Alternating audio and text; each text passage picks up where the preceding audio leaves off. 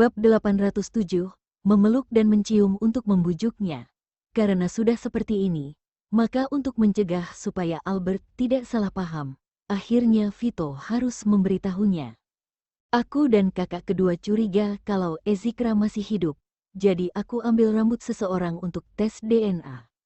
Yang dia lakukan bukan tes DNA kecocokan tapi tes DNA kerabat sedarah.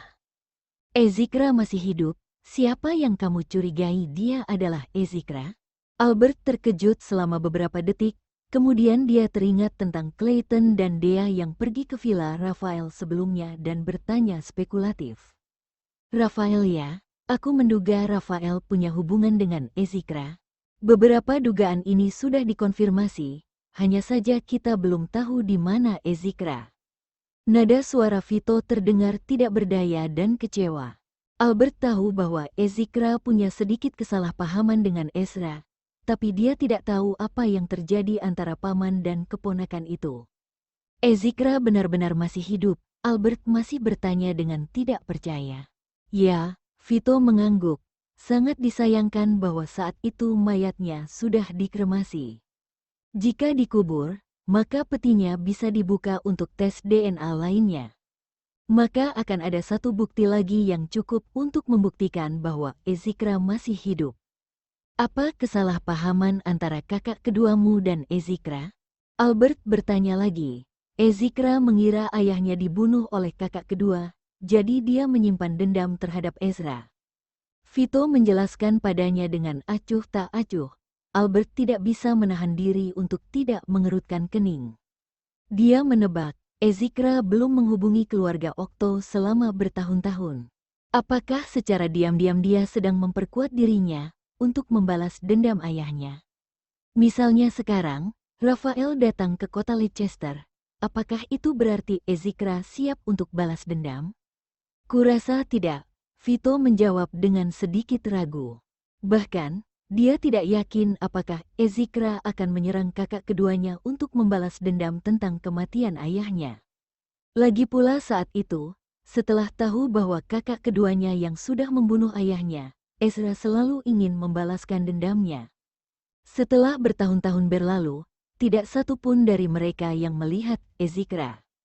Mereka juga tidak tahu apa yang terjadi dengan Ezikra. Apakah keinginannya untuk balas dendam semakin kuat?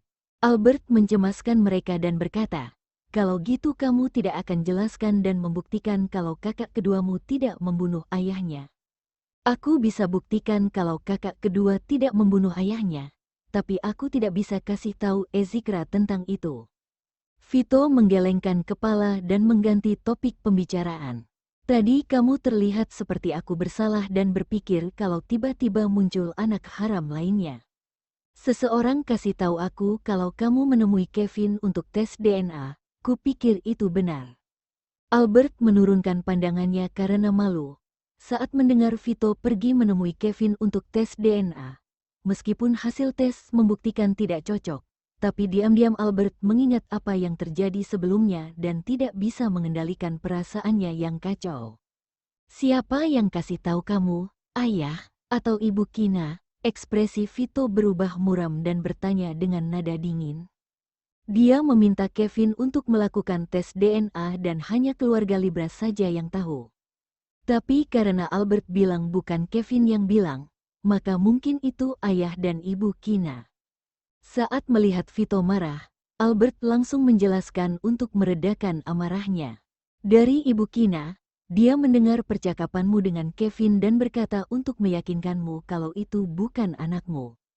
Meskipun kamu menyangkal kalau itu bukan tes DNA kecocokan, tapi ibu Kina tidak percaya dan kasih tahu aku.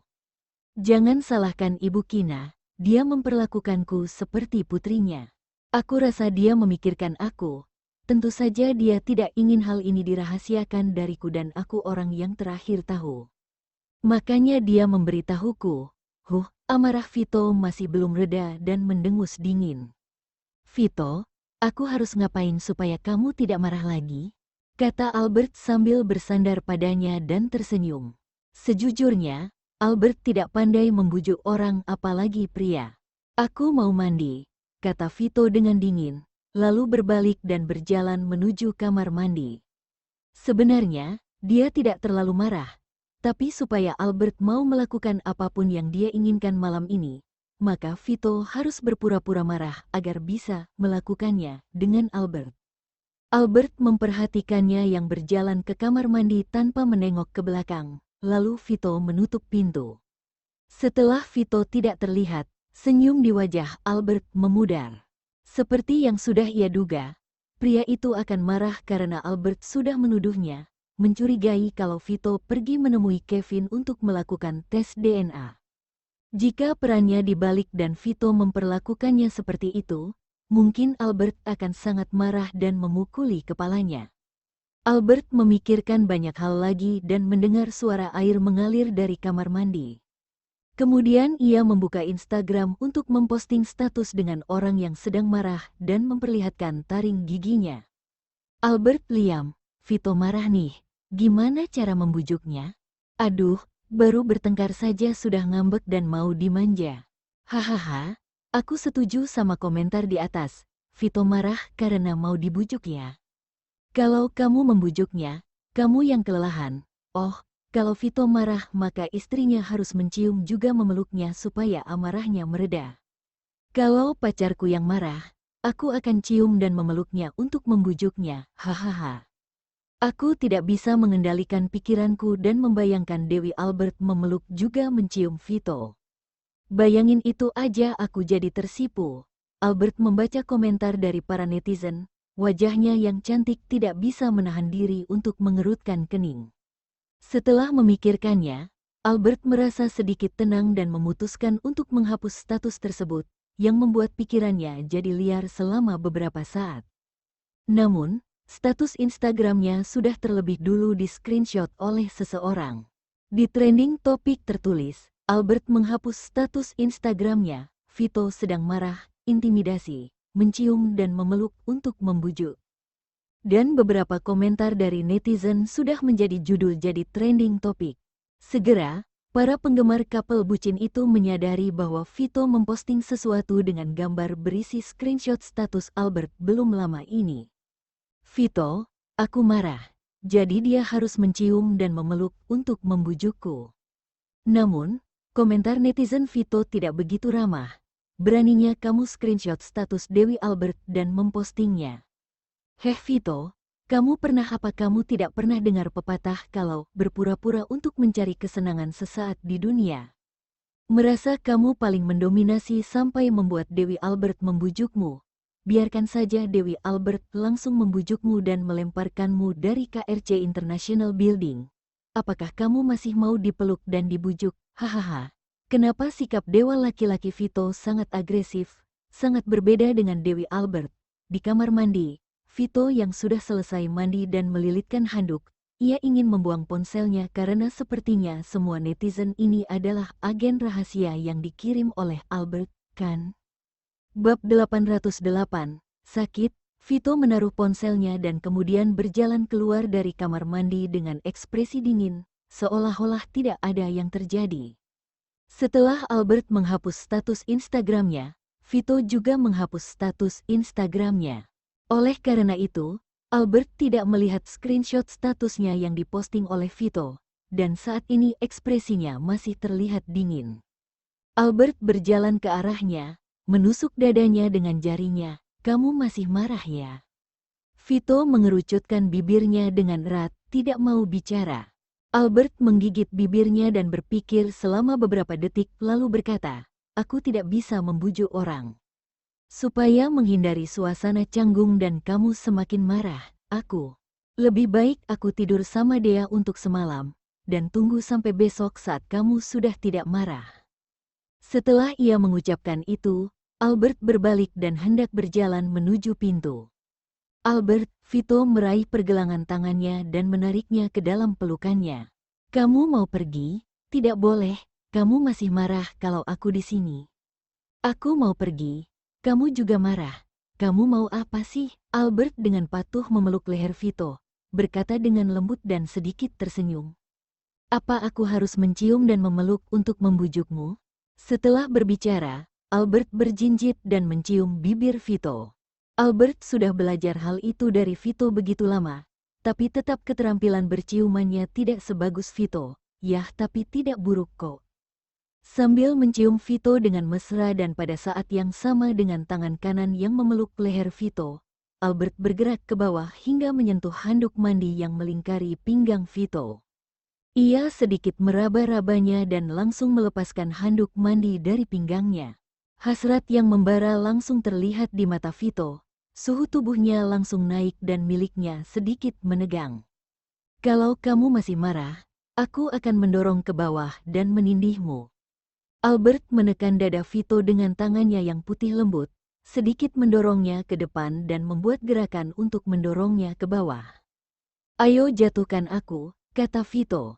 Dengan tangan yang melingkari pinggang Albert, Vito berbalik dan keduanya jatuh ke tempat tidur yang ada di belakangnya. Tunggu, sana keringkan rambutmu dulu. Albert meraih kerah jubah mandi untuk menghentikannya. Vito. Padahal Albert sudah melepaskan handuk mandinya.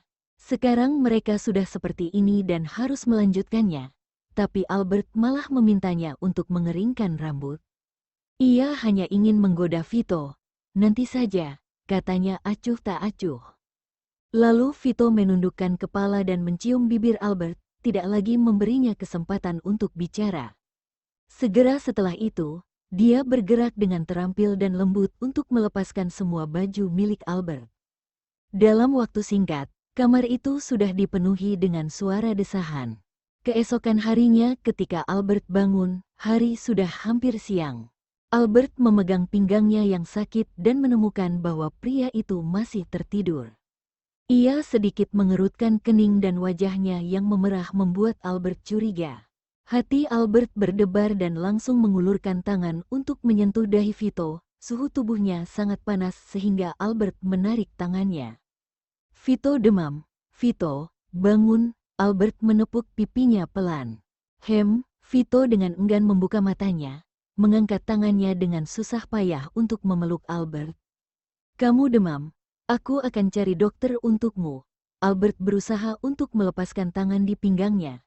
Tetapi sebelum ia bisa melepaskannya, Vito sudah memeluknya lagi. Aku baik-baik saja, Vito berkata dengan suara serak, memejamkan matanya dan membenamkan wajahnya di leher Albert. Meskipun dirinya sakit, ia masih lebih kuat daripada Albert. Vito, lepaskan aku atau aku akan marah. Dia berpura-pura marah untuk mengancamnya, dan mengangkat tangan untuk memeriksa suhu di dahinya. Ini masih musim semi dan cuaca di kota Leicester masih sangat dingin. Seharusnya Albert tidak membiarkan Vito terlalu sombong dan tidak mengeringkan rambutnya. Saat melihat pria itu tertidur lagi dan tidak bisa dibangunkan, Albert hanya bisa menghela nafas tak berdaya sambil menatap langit-langit. Pada akhirnya dia butuh banyak energi untuk lepas dari pelukan pria itu. Albert menelpon pelayan untuk memanggil dokter keluarga. Kemudian dengan wajah memerah, Albert membantu memakaikan jubah mandi dan celana dalam untuk Vito yang sedang demam dan tertidur. Setelah selesai melakukan itu, Albert langsung berjalan ke kamar mandi dan mandi. Sekitar 30 menit berlalu, dokter keluarga datang dan sudah memeriksa Vito, ternyata dia demam tinggi dan pilek karena flu. Dalam kegelapan, Vito dengan linglung mendengar seseorang berbicara. Ia mau membuka matanya, tapi tidak punya energi untuk itu. Tepat ketika Vito akan tertidur lagi, ia merasakan sakit yang menusuk dari pinggulnya. Rasa sakit yang tak terduga itu membuatnya bergidik. Akhirnya Vito membuka mata, melihat orang yang ia kenal di depannya dengan pandangan yang agak kabur. Albert, dia memanggilnya dengan suara yang sangat serak. Albert langsung duduk di samping tempat tidur, meraih telapak tangannya yang besar dan menjelaskan. Kamu demam dan pilek, dokter baru saja menyuntikkan penurun demam. Setelah membantunya duduk di tempat tidur, Albert membawakan segelas air hangat untuknya.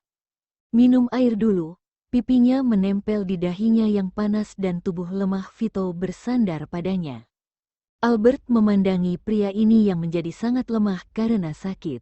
Ini membuatnya tidak bisa menahan perasaan sedih di hatinya. Sekali lagi Albert merasa kesal.